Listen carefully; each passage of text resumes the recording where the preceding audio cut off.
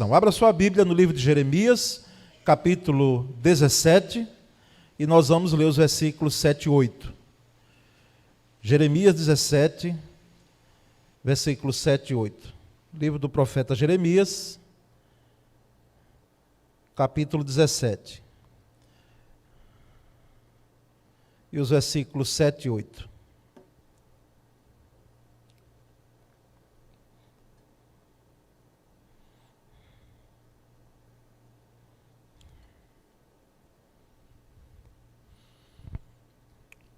Lerei então. Feliz é quem confia no Senhor, cuja esperança é o Senhor. É como a árvore plantada junto ao rio, com raízes que se estendem até as correntes de água. Não se incomoda com o calor e suas folhas continuam verdes. Não teme os longos meses de seca e nunca deixa de produzir frutos. Amém. Meus irmãos, o texto que lemos do capítulo 17 de profeta Jeremias, eu sei que ele é menos conhecido do que o capítulo 18. Que o capítulo 18 fala do texto do vaso nas mãos do oleiro, né? E a gente conhece bem. Quem não já leu o capítulo 18, pelo menos esse episódio, né? Onde o profeta Jeremias ele é enviado a descer à casa do oleiro e ver como o oleiro fazia o barro, e depois foi dito a ele, pelo próprio Deus, né, assoprado nos ouvidos dele, dizendo: assim eu posso fazer com Israel, assim, por extensão, nós entendemos que ele pode fazer com a vida do ser humano. E o capítulo 17, o anterior, é menos conhecido, mas ele é uma bênção, irmãos. Principalmente o texto que lemos nesses dois versículos, 7 e 8, não é? Nós percebemos aqui que esse texto, essa profecia, vamos dizer assim, essa palavra, essa mensagem, ela, no contexto original, ela foi dada ao rei Zedequias, tá certo? Zedequias era rei de Israel e a Babilônia, junto com Nabucodonosor, os babilônios vinham para invadir Jerusalém e, de fato, invadiu. A palavra do profeta Jeremias foi que o rei Zedequias não confiasse no auxílio do Egito, porque Zedequias estava confiando na força do Egito, né, para que livrasse ele e o povo de Israel da invasão babilônica. Então a palavra do profeta Jeremias vem, por isso que nos versículos 5 e 6 a gente lê: maldito, né? Aquele que confia no homem. E eu já vi gente citando isso aí sem, às vezes, saber o contexto. O contexto é o seguinte: você citava isso dizendo que não é possível confiar em nenhuma pessoa, não é isso que o texto está dizendo. O texto no original, no contexto original, estava dizendo ao rei Zedequias que ele não confiasse no homem, o rei do Egito, na força humana, no braço humano, para livrar, porque essa é a palavra. Isso não quer dizer que nós não vamos confiar em ninguém. Cada vez menos implica uma confiança cuidadosa nas pessoas, nós sabemos disso. Porque às vezes a gente confia, não é? Não que a gente vai viver uma vida de desconfiado, não é? Desconfiado no sentido de não confiar mesmo em ninguém, mas a gente confia e muitas vezes a pessoa não responde com aquela confiança que foi dada. Mas entendeu esses versículos anteriores, 5 e 6? Então, quando você for falar, se você falava, maldito o homem que confia no homem, ele está dizendo que nós temos que, na realidade, confiar primeiramente em Deus. É Deus quem auxilia, é Deus quem nos fortalece, é Deus quem nos livra. Ele é o Senhor, não é? Ele é aquele que nos livra de primeira mão e acima de tudo. Mas nós percebemos nos versículos 7 e 8 que lemos, não é, que aqui nós temos o maior inimigo da confiança em Deus no versículo 7. Ou seja, quando de forma antônima nós lemos: feliz é quem confia no Senhor, cuja esperança é o Senhor, aquele que não confia no Senhor e que não tem o Senhor como esperança, e que confia em si mesmo, ou que confia no outro primeiramente do que em Deus, ou confia no outro muito mais do que em Deus, aí nós temos, irmãos, de fato, o inimigo da confiança em Deus. Enfim, o maior inimigo da nossa confiança somos nós mesmos. Porque às vezes nos achamos capazes de fazer tudo. Não quero tirar o mérito do seu esforço e de nosso esforço. Nós sabemos que muitas vezes nós ralamos e devemos ralar sim. Fazer por onde, nos empenharmos para que nós possamos realizar. Mas quando nós temos o que é chamado de soberba, não é? De autossuficiência, a gente diz, não, eu posso tudo, eu consigo tudo. Isso as empresas têm focado em seus funcionários, inclusive dizendo que é possível fazer muito, né? E fazer como se fosse quase um semideus, realizar algumas situações da vida. E nós não sabemos plenamente que nós temos as nossas limitações. Na realidade, o versículo 7 que diz, feliz é quem confia no Senhor, e outras versões tem bem-aventurado, né? Bem-aventurado, ou seja, no hebraico seria mais do que feliz. Pense aí em alguém mais do que feliz. É você? Alguém mais do que feliz, porque ser feliz é bom. É muito mais do que ser contente, do que ser alegre, não é? Do que esboçar um sorriso. A felicidade nossa, ser feliz, é porque a nossa felicidade está firmada em Deus. Então pense em alguém mais do que feliz. É o versículo 7, está dizendo dele. Feliz é quem confia no Senhor, cuja esperança é o Senhor. Sabe o que é isso aqui? No trocar de miúdos, dependência de Deus.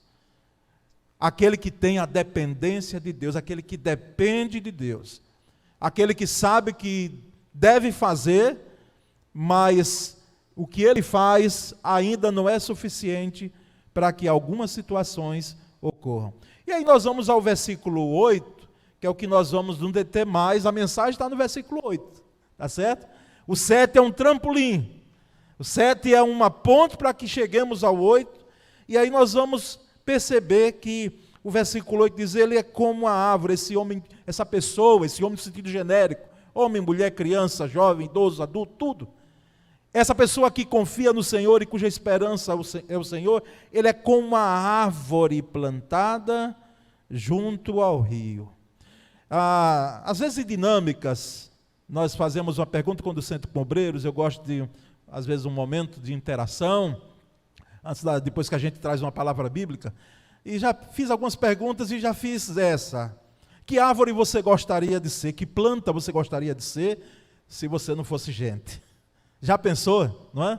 Quem sabe alguns diriam, pastor, aquele ipê bonito, né? Ou ipê amarelo, ou ipê vermelho, aquela planta que é admirada por todos, né? Que planta, que árvore você gostaria de ser? Pensa aí, não é?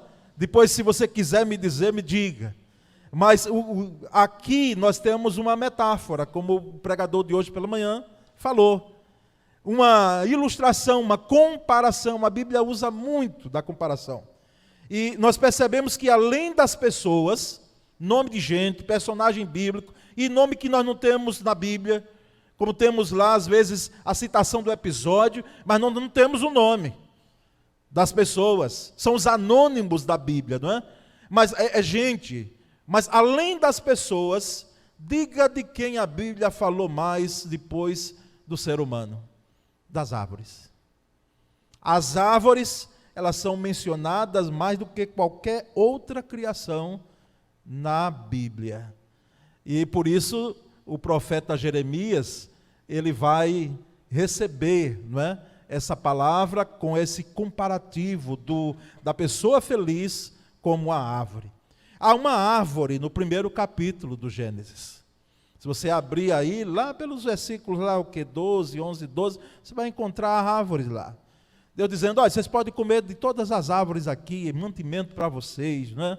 Então a árvore está presente lá no primeiro capítulo da Bíblia. E a árvore está presente no último capítulo da Bíblia de Apocalipse, aquela árvore da vida. E nós percebemos que o primeiro salmo exorta os crentes, o salmo primeiro, a serem como uma árvore. Ele será como uma árvore plantada junto ao ribeiro de águas, não é? Lá no salmo primeiro. Então, plantado aqui junto ao rio, como diz o texto, irmãos, é algo que não nasceu ou não foi plantado, não foi colocado ali, não surgiu aleatoriamente. Foi propositadamente ou propositalmente. Alguém plantou ali. Alguém chegou e plantou aquela árvore. Ou seja, a nossa vida, todos nós agora aqui somos árvores, não é? A nossa vida não surgiu do acaso. Quando o profeta vem e diz que nós somos aquele que procura confiar no Senhor e cuja esperança o Senhor é como a árvore plantada junto ao ribeiro de água, ele está dizendo que a nossa vida não surgiu do acaso. Houve um propósito. Houve um propósito. Algumas plantas, elas nascem aleatoriamente, até porque Deus deu sabedoria. Em outro momento até falei, lembro de ter falado aqui à igreja sobre isso. Fez com que a natureza pudesse, os passarinhos pegar a semente e poderem espalhar fora da copa da árvore ali, daquela redondeza da copa da árvore, porque segundo os estudiosos, que não é o meu caso, mas a gente pesquisa para não falar aquilo que é impróprio, né, na área, se aquela semente cair ali na copa daquela árvore, aquele tipo de semente, ela não germina. Veja que sabedoria, veja que graça. Então por isso os passarinhos levam para outros locais, para que ali aquela semente receba a luz do sol e ela possa germinar. Mas nós fomos plantados propositadamente pelo Senhor. A nossa vida, por isso que nós defendemos que a vida é uma dádiva de Deus, é um presente de Deus. Por mais que a ciência, e ela tem, e é próprio da ciência, dá uma explicação científica sobre nascimento, sobre vida, nós sabemos que ainda os que tratam com essa área dizem, mas quando é que surge a vida? Que coisa maravilhosa é essa? E nós percebemos então, irmãos, alguns aspectos nesse versículo 8. E o primeiro deles é que você e eu, como árvores, nós precisamos estender as raízes. Estenda as raízes, tá certo? Pode passar o slide seguinte? Estenda as raízes, por quê? Porque no versículo 8, continuando, ele diz, com raízes que se estendem até as correntes de água. Com raízes que se estendem até as correntes de água. Meus irmãos, você que nos visita nessa noite, quanto mais profundas forem nossas raízes, mais poderemos resistir aos grandes ventos das provações, nos períodos de seca, no deserto da vida. Quanto mais firmes, quanto mais sólidas, quanto mais fortes, quanto mais elas descerem ao subsolo, a nossa vida, ela será mais segura, mais firme. E lutaremos sim, teremos sim, enfrentaremos sim, situações adversas da nossa vida, problemas, tribulações que nós jamais imaginamos que nós pudéssemos lidar, mas ela nos vem, essas tribulações, e nós percebemos que as raízes, elas são importantes, porque pode balançar a copa, pode o tronco muitas vezes envergar, não é? Não quebrar, mas envergar. Os ventos fortes, temporais, bater contra a nossa vida, mas se nós tivermos raízes fortes, firmadas no subsolo que é Cristo, na terra da presença de Deus, nós ficaremos de pé. Nós ficaremos de pé. Os carvalhos, que são árvores que chegam a mais de 100 anos de existência, algumas vão muito mais. Quanto mais vento o carvalho receber, mais as suas raízes descem para o subsolo e se firmam. Quanto mais vento. Então, por isso que alguém se diz nessa noite: pastor, como é que eu posso ter uma fé mais firme? Não se escandaliza não com o que eu vou dar de resposta. Você pode ter uma fé mais firme, você enfrentando situações mais adversas, mais problemas, olha que coisa, mais dificuldades, porque ninguém vai ter a sua fé treinada sempre na bonança. Na bonança a gente agradece, quando tudo vai bem, quando as coisas estão indo no seu curso, que a gente diz, mas que maravilha. Isso aí nós temos que celebrar sim, e agradecer a Deus, e louvar ao Senhor. Mas fé, irmãos, ela é fortalecida no meio das dificuldades. Eu não estou dizendo que a gente tem que viver uma vida só de problemas, não é isso que eu estou dizendo. Não é isso que aqui a palavra está trazendo para a gente. Está trazendo que se você quer uma fé sólida, raízes firmes, muitas vezes quanto mais vento, quanto mais situações, mais dificuldades você enfrentar, mais você é fortalecido. Isso não é masoquismo, não é? O masoquista é aquele que gosta de sofrer, de penar, e tem gente até com esse comportamento, que é uma doença, viu? Não é apenas um comportamento.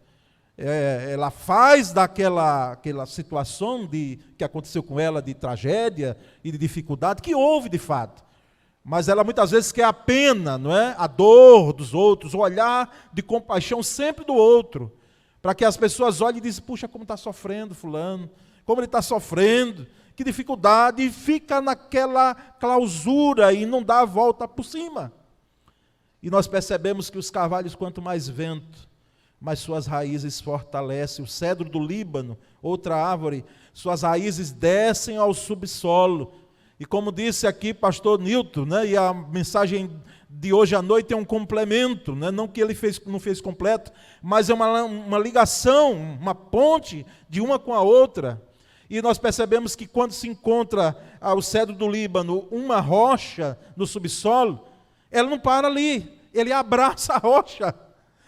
As raízes do cedro do Líbano abraçam aquela rocha e continua descendo. Porque a rocha, tido como obstáculo, tido como problema, né?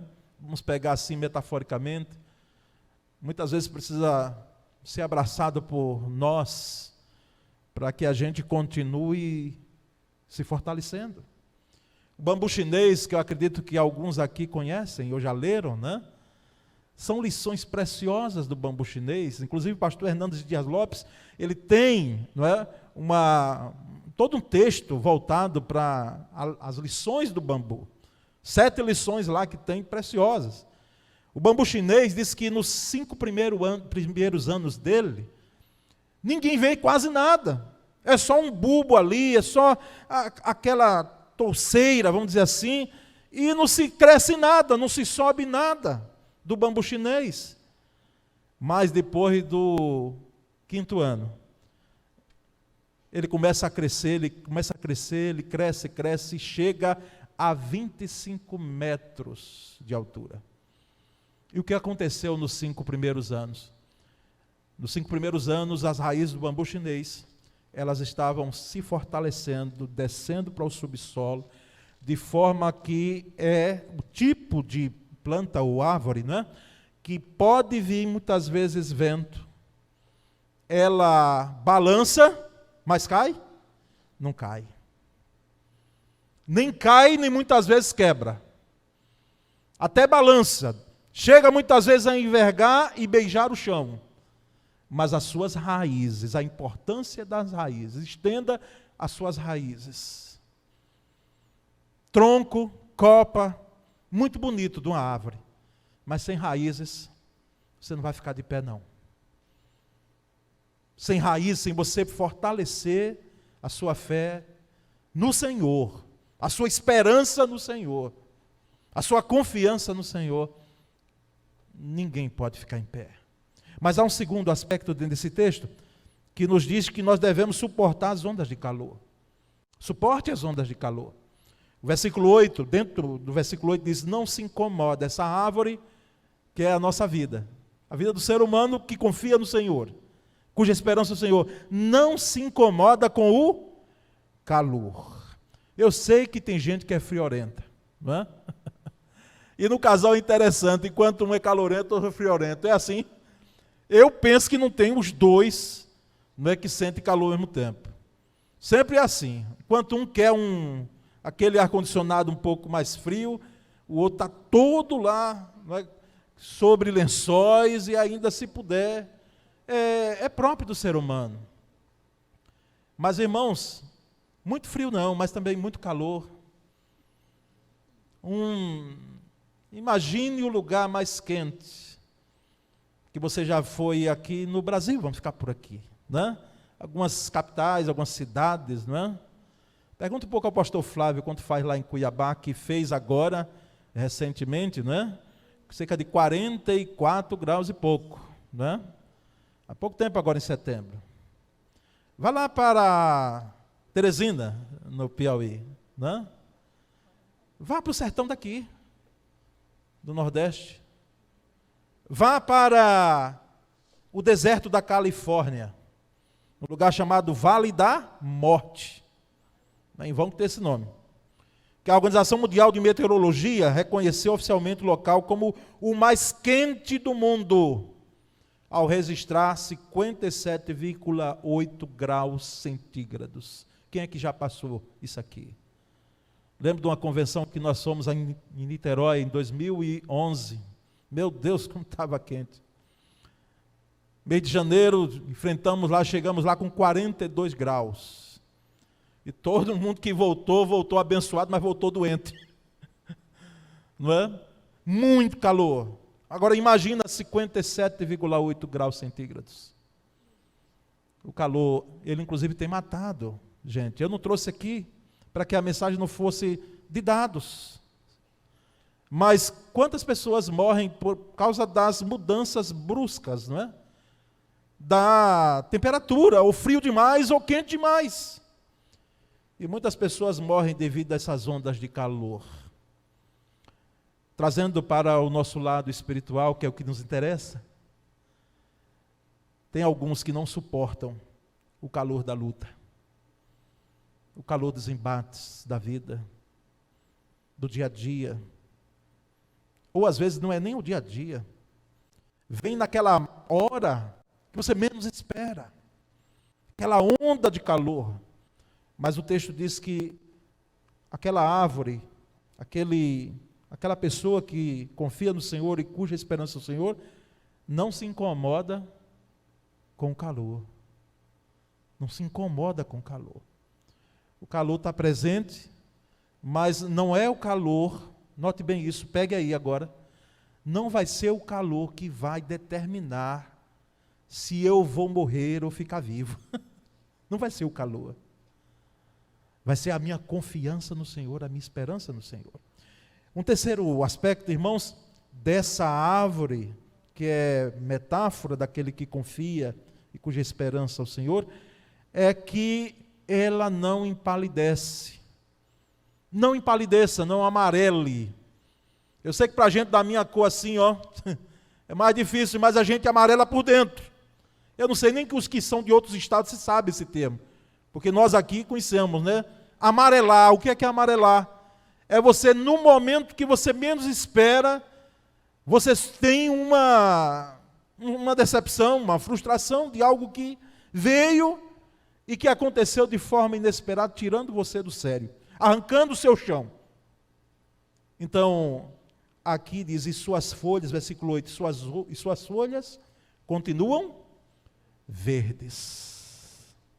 Não amarela, não empalidece, não desbota. Aqui o sentido, irmãos, é que quando você estiver enfrentando uma situação difícil, e quem sabe até alguns dedos apontarem para você, e algumas vozes chegarem aos seus ouvidos e dizer, e por que está ocorrendo isso? por que ocorreu essa tragédia? E por que ocorreu essa situação com essa pessoa que é crente? É crente, é evangélica. Por que ocorreu, meu Deus? Misericórdia. Quando muitas vezes você não perceber que existe um Deus que cuida e que vela pela sua vida, mesmo quando essas situações acontecem, não empalideça, não amarele, permaneça viçoso, verde. As suas folhas continuam verdes, diz o texto. Então, diante de situações que elas vêm e tem tudo mesmo para que você saia do sério, como nós falamos. Mas não esqueça de que existe um Deus que mantém você com raízes firmes, com a sua vida firme. Permaneça firme nesse propósito, sabendo que existe um Deus que é a sua esperança. Mas há um outro aspecto, irmãos, dentro do versículo 8. Não tema os tempos de seca. O versículo diz, não teme, essa árvore não teme os longos meses de seca. E eu procurei outras versões, hoje nós temos cerca de 50 versões diferentes da Bíblia, não é? E eu procurei algumas aqui. Diz, no ano de sequidão, não se afadiga. Quem sabe o ano de sequidão seu já passou. Aquele ano de seca, lembra? Um ano terrível que você tentava abrir as torneiras e não havia nada, não tinha nem um pingo. Um ano de sequidão. Para gente que ficou desempregado, para gente que sofreu perdas enormes na vida, decepções, um casamento, quem sabe, destruído, saído pelas mãos e você tentou segurar, mas não conseguiu. Foi um ano de seca. Em outra versão diz, no ano de sequidão não se perturba. Olha. Quando não chove, outra versão da Bíblia diz, quando não chove, ela não se preocupa. Inclusive é bom sempre frisar de que falar em preocupação, os estudiosos e a Bíblia também trata disso. De uma preocupação que é natural nossa. Nem adianta de chegar e dizer, não se preocupe não, que você se preocupa. Para quem está diante de um concurso, vamos dizer, você está preocupado. Você estudou, por mais que você estudou, você está preocupado. E se você for ver a concorrência, talvez você se preocupe naturalmente um pouco mais. Mas é uma preocupação natural, a preocupação do futuro dos nossos filhos. Com que eles vão casar, se não vão casar, o que serão. Isso passa na mente de qualquer pai e mãe. Essa é uma preocupação natural. A preocupação que é chamada de excessiva, é aquela preocupação que a gente começa a criar os nossos próprios medos. E a gente cria de tal forma como se eles fossem reais. Por isso que o texto diz assim, não teme, não receia, não tem medo. Quando não chove, ela não se preocupa excessivamente. Não lhe tira o sono da noite. Você pode até ter insônia. Como, imagine um pastor de uma igreja, como a primeira igreja, os irmãos imaginam o que pode ocorrer. É uma noite ou outra, com esse que vos fala. A gente dorme até aquele primeiro sono, mas depois da madrugada, meu Deus, como conciliar o sono?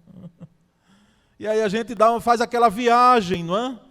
Em irmãos que estão enfrentando lutas, hospitalizados, aquele casal que está tentando viver em unidade, enfim, irmãos. E coisas que a gente vai levar para o túmulo, viu? Para o túmulo. Situações que nós ouvimos em gabinete que ninguém vai saber. E nós precisamos guardar por uma questão de lei e por uma questão confessional de compromisso pastoral. Mas quando não chove, ela não se preocupa.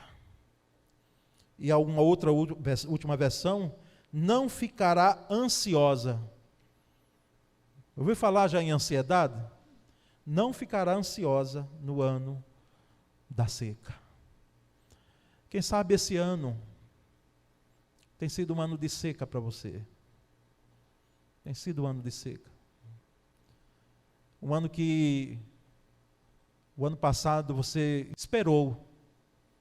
E não há nada de ruim em você esperar. Esperou um ano melhor. Uma projeção melhor, um alcance melhor. Porque é claro que nós vamos para o céu, queremos ir, temos em Cristo uma eternidade com Cristo, mas a gente está aqui também.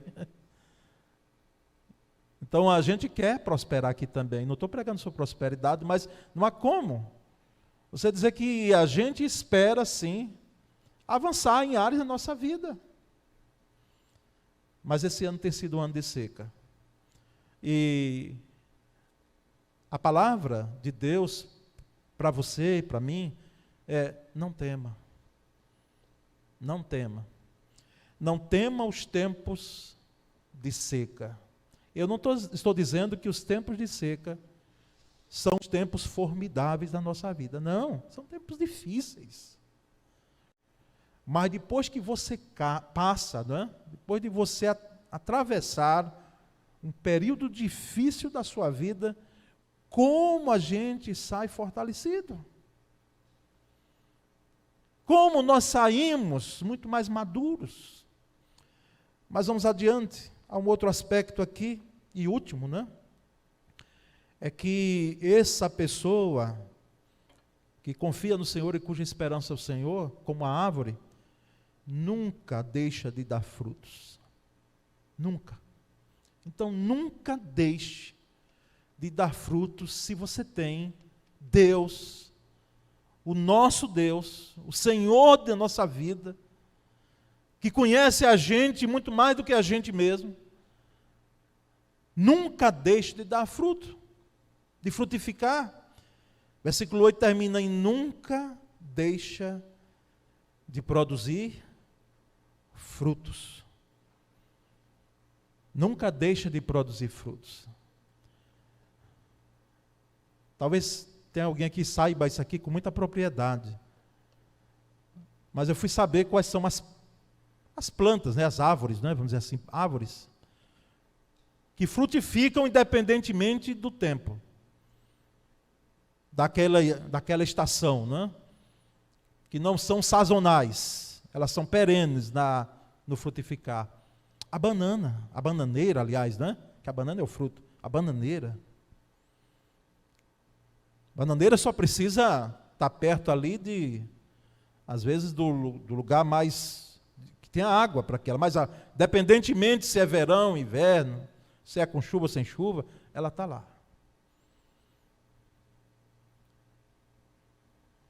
O mamoeiro, e assim outras, não deixa de dar fruto. Aqui, irmãos, não se trata de produzir. A ideia aqui é que não se trata de produzir algo momentâneo, superficial. A ideia aqui de não deixar de produzir frutos é o que o fruto, é como Jesus disse: olha, e que o vosso fruto permaneça. Eu escolhi vocês para que vão e dê fruto, e o fruto de vocês permaneça. É fruto duradouro. É fruto que não se perde. Influenciar pessoas, irmãos, é uma tarefa nossa. Influenciar não apenas essa nossa geração, com o testemunho do que Jesus fez em nossa vida, do que Ele é, do que Ele faz, do que Ele fez em mim, do que Ele fez em você. Isso é minha missão e a sua missão. Influenciar pessoas, compartilhar Cristo. Mais do que tentar fazer um proselitismo de fé, nada disso. Mas é dizer como aquela pessoa que foi mudada a sua vida e perguntar a ele: quem foi que lhe curou? Ele disse: quem ele era, eu não sei. E ele não sabia mesmo não. Só sei que agora eu estou vendo. E depois ele vai saber que aquele homem era o Cristo. Influenciar não apenas a geração atual, mas as gerações futuras, levando mais pessoas a conhecerem a Jesus. É o nosso legado espiritual que continua mesmo depois de nós partirmos daqui. Eu sou fruto, você é fruto. Eu creio que todos nós aqui somos frutos. Principalmente aqueles que já foram alcançados pela graça de Cristo. Nós somos fruto de oração. Gente que orou pela gente. A nossa primeira missionária foi nossa mãe. Foi o pai com testemunho íntegro que impactou a nossa vida. Foram professores de escola bíblica dominical, e eu lembro dos que já foram e que eu tive, e outros aqui tiveram. A alegria, o prazer, em vez de quando a gente levava uns carões, mas assim, o legado ficou. Partiram, mas deixaram um legado. E aqui nós estamos, aqui estou eu, aqui está você, como fruto de alguém que, quem sabe, precisou morrer, para que a gente hoje pudesse estar vivo e procurando frutificar. Porque não nos esqueçamos do que Jesus disse: se o grão de trigo caído na terra não morrer, fica ele só. Mas se morrer, o que é que acontece? Dá muito fruto. Dá muito fruto. Uma tribo, e eu já estou pensando nisso aqui agora, se não tinha mandado a foto, mas você pode pesquisar depois na internet. Uma tribo que quando os bebês morrem, se você botar assim, da tribo que coloca bebês nas árvores, né, você vai encontrar. Essa tribo tem um costume de fazer abertura nas árvores e colocam ali os seus bebês que estão mortos. A ideia, né, dessa tribo é de que, assim como a árvore ali está viva, esses bebês, eles continuam vivendo, na mentalidade deles. E coloca ali aquelas aberturas e, às vezes, numa árvore só, tem vários corpos de bebês ali. E não mexem mais, não tiram mais. E a árvore vai desenvolvendo e ela acaba envolvendo aquela abertura, e essa é uma forma de pensar uma vida futura, uma vida na eternidade. Inclusive, falar em eternidade, é bom sempre lembrar um termo grego, aion, tempo, né? Tempo eterno, tempo de eternidade, porque nós temos alguns termos aplicados ao tempo, que é cronos, que é esse tempo agora, e o relógio está dizendo ali que já são 7h32. Temos o kairos, que é o tempo de Deus, quando as coisas ocorrem, e quando Deus determina que tem que ocorrer naquele tempo. Como eu já trouxe aqui em outro momento, a ilustração de kairos é como se fosse uma mulher com um parto normal. E a criança diz: me recebam aí, eu estou saindo, aconteça o que acontecer. E muitas vezes nasce dentro de táxi, dentro de carro, em qualquer lugar, mas chegou o momento, por mais que alguém chegue e diz: olha, espera um pouquinho aí para chegar na maternidade, não quer nem saber. Isso é kairos. Kairos é quando as coisas, Deus diz, é para acontecer nesse momento aqui que eu estou querendo. É propósito meu que ocorra aqui. Não tem ninguém que impeça. Ninguém. Mas nós temos a aion, que é o tempo da eternidade. Na mentalidade dessa tribo, era a criança vivendo para sempre. Mas o que eu preciso dizer a você é que quando a palavra dada a Jeremias vem e diz: olha, aquele que confia no Senhor e cuja esperança é o Senhor, ele não deixa de dar fruto, e que o nosso fruto deve permanecer, como Jesus disse, é que aquilo que fazemos, que frutificamos, parta para a eternidade, seja algo duradouro, seja algo que permaneça e não algo superficial, como falamos. Que o Espírito de Deus complete essa mensagem no seu coração, porque eu só posso ir até aqui. Mas se você não gravou nada dessa mensagem, saia daqui entendendo, sabendo plenamente de que nós temos um Deus que faz com que a nossa vida ela possa ser sustentada por Ele. É Ele quem nos sustenta. As nossas raízes estão firmadas nele. E é através dele que nós suportamos calor. É através dele que nós enfrentamos os anos de sequidão. E é através dele que nós frutificamos frutos duradouros. Não esqueça isso jamais. E que a graça de Deus nos dê a oportunidade de nós possamos frutificar.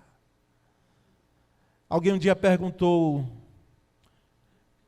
quantas laranjeiras existem numa laranja? Quantas laranjeiras existem numa laranja? Diz que uma laranja ela chega a ter 8, 9, não sei quem contou, viu, mas eu já peguei. Nunca tive cuidado de partir e sair contando. Mas 8, 9 caroços por aí. Entender que cada caroço daquele é uma laranjeira em potencial. Em potencial. Por que eu estou dizendo isso?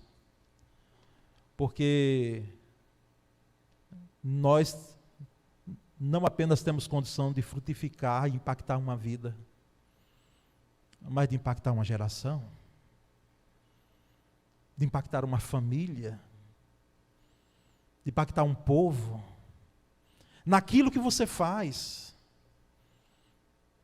Você impactar vidas e frutificar. E essas vidas, elas serão projetadas em outras vidas, de gente que está próxima a ela, e de outras gerações que virão, por causa do seu frutificar. Um caroço apenas é a sua vida. Fez com que tantas outras laranjeiras, vamos dizer assim, pudessem surgir por causa de sua vida. Por causa de sua vida. Vamos, pois, entender essa mensagem para que ela desça o nosso coração e ela produza o que é próprio da palavra, que é a ação. O ouvir é fundamental. Mas quando ouvimos, quando mais do que escutamos, ouvimos mesmo e atendemos, no sentido que Jesus disse, a Ele ouvir, a Jesus, a Ele ouvir, nós praticamos o que ouvimos, para que não sejamos apenas ouvintes, mas também praticantes daquilo que ouvimos. Amém? Quero orar com você e desafiá-lo a você receber essa mensagem e trazer para a sua vida. Senhor Deus, muito obrigado nessa noite.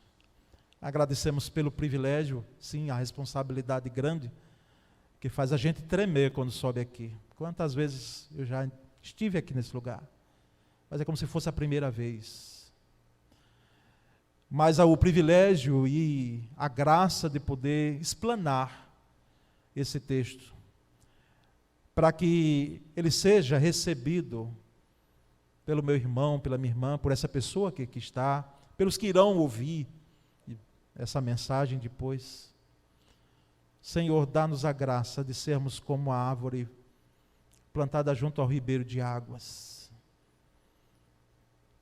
e que passa e que suporta todo tipo de calor, e suporta todo o ano de seca, e frutifica sempre. Oh Deus, dá-nos essa graça. Nós oramos e já agradecemos. Em nome de Cristo Jesus. Amém.